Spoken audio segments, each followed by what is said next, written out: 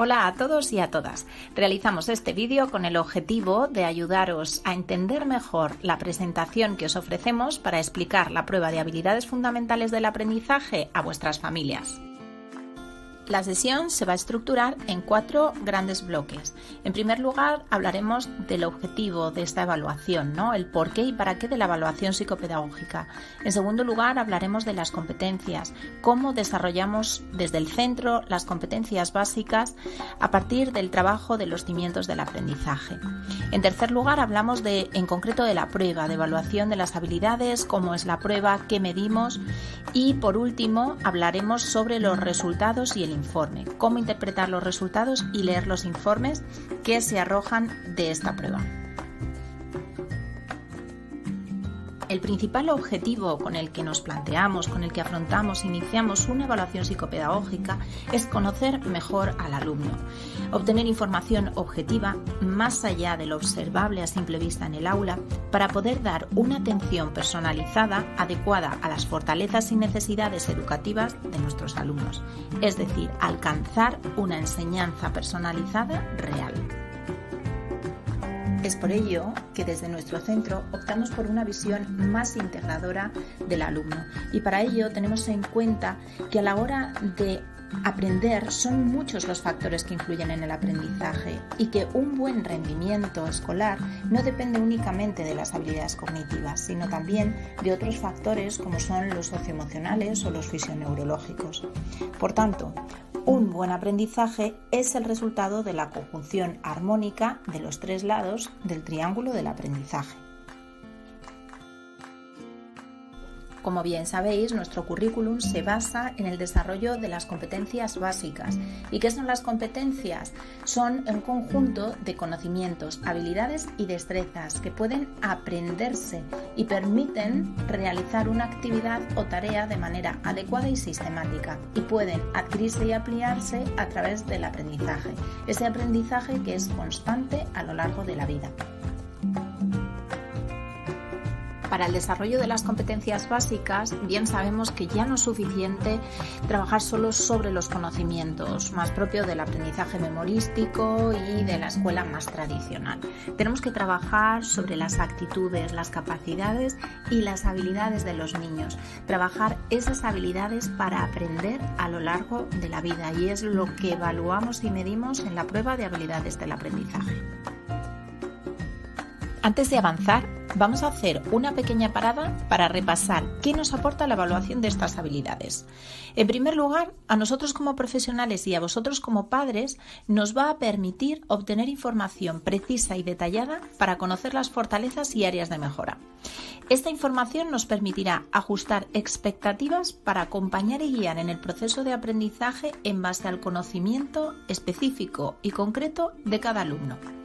En segundo lugar, podremos adecuar la intervención desde el centro o las recomendaciones que se requieran para casa en base a los resultados, especialmente con aquellos alumnos que están teniendo dificultades para seguir el ritmo. En tercer lugar, y como resumen global, personalizar el proceso de aprendizaje.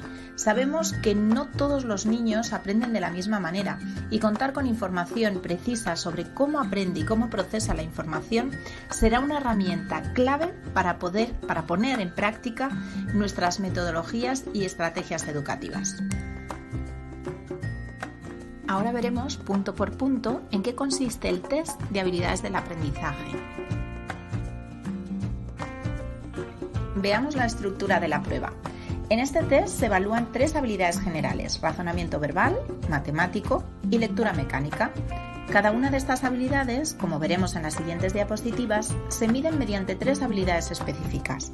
El razonamiento verbal mide las habilidades necesarias para la comprensión del lenguaje. Esta habilidad es fundamental en el aprendizaje, ya que toda la información se procesa mediante el lenguaje oral y escrito. Es más, todo el pensamiento es lenguaje. El razonamiento matemático influye en la actividad reflexiva y en la lógica en general, que favorece el pensamiento analítico y la toma de decisiones. Y por último, la lectura mecánica mide las habilidades que condicionan la lectura. Es fundamental que estas habilidades estén bien desarrolladas y este proceso se vaya automatizando en cada curso. para que el cerebro pueda atender al contenido, es decir, a la comprensión de lo que lee. La lectura es una herramienta básica para el aprendizaje a lo largo de la vida. En las 3 siguientes diapositivas vamos a ver las habilidades específicas que componen cada uno de estos bloques. Comenzamos por las habilidades de razonamiento verbal. Para su evaluación se mide vocabulario, lectura comprensiva básica y seguimiento de información extensa. Cada una de estas habilidades lleva una complejidad trascendente, aunque se miden de manera independiente, lo que va a permitir conocer en detalle cómo procesa la información verbal y, en caso de dificultad, dónde se encuentra el área a mejorar. En primer lugar, se evalúa el vocabulario. La palabra es la unidad mínima del lenguaje y un vocabulario enriquecido influye de manera directa en la comprensión verbal. En segundo lugar, se mide la lectura comprensiva básica, es decir, la comprensión de relaciones semánticas, relación entre palabras e ideas conocidas, es decir, comprensión de párrafos o textos breves o sencillos que requieren de una comprensión más literal. En tercer lugar, se encuentra la habilidad de seguimiento de información extensa, que hace referencia a la comprensión de un sistema total de palabras, es decir, comprensión de un texto completo o de instrucciones. Para ello se requieren habilidades más complejas, como sintetizar, organizar, jerarquizar e integrar la información. Las 3 habilidades específicas que miden el razonamiento lógico-matemático son captación de hechos matemáticos, juicio crítico y matemático y solución de problemas matemáticos. Vamos a ir viendo ahora una a una. La habilidad para captar hechos matemáticos hace referencia a la captación de sistemas simbólicos, habilidad relacionada con el dominio de las operaciones aritméticas básicas, que se centra en la automatización de la suma, la resta, la multiplicación y la división, como pilares de un sistema simbólico. Un alumno que maneja adecuadamente las operaciones básicas aritméticas está desarrollando la base de la posterior solución de problemas lógico-matemáticos. Por ejemplo, podemos encontrar alumnos que sepan sumar sin saber exactamente qué están haciendo y sin que puedan procesar simbólicamente el hecho numérico. Es por ello que hasta tercero de primaria únicamente se evalúa esta habilidad, ya que es la que se espera que esté consolidada. Y a partir de cuarto de primaria ya empezamos a evaluar las 2 siguientes habilidades. Veamos esas 2 siguientes habilidades. La habilidad denominada juicio crítico y matemático hace referencia a la habilidad del alumno para realizar planteamientos ante un problema aritmético, es decir, la habilidad para decidir correctamente qué conceptos se necesitan y en qué orden deben utilizarse para resolver problemas matemáticos no verbales.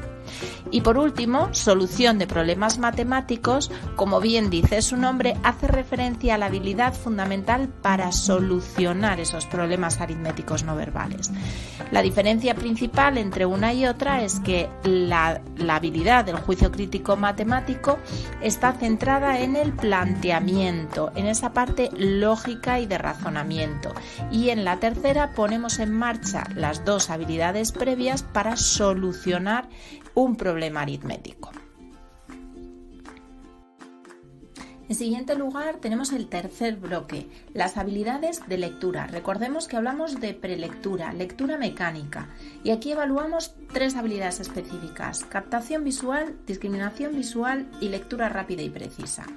En primer lugar, la captación visual hace referencia a la habilidad para captar e integrar esa información visual, que en la lectura es la forma de la palabra.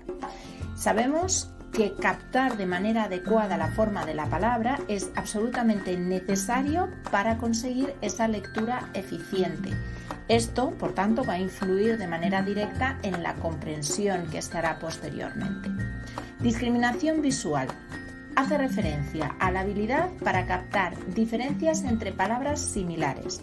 Este factor va a influir mucho en la ortografía, es decir, alumnos que tengan baja estabilidad es posible que cometan más errores ortográficos, porque tienen más dificultad a la hora de comparar patrones similares, ¿no?, de una palabra conocida a una no conocida. Y en tercer lugar tenemos lectura rápida y precisa. Hablamos de la habilidad para decodificar ese código escrito de manera fluida, rápida y precisa, Para ello intervienen los movimientos sacádicos de los ojos, la binocularidad y el número de fijaciones, es decir, que el campo visual del alumno sea lo más amplio posible. Un buen lector tiene que tener totalmente automatizadas estas 3 habilidades para que su cerebro pueda atender esa información verbal y darle un buen significado.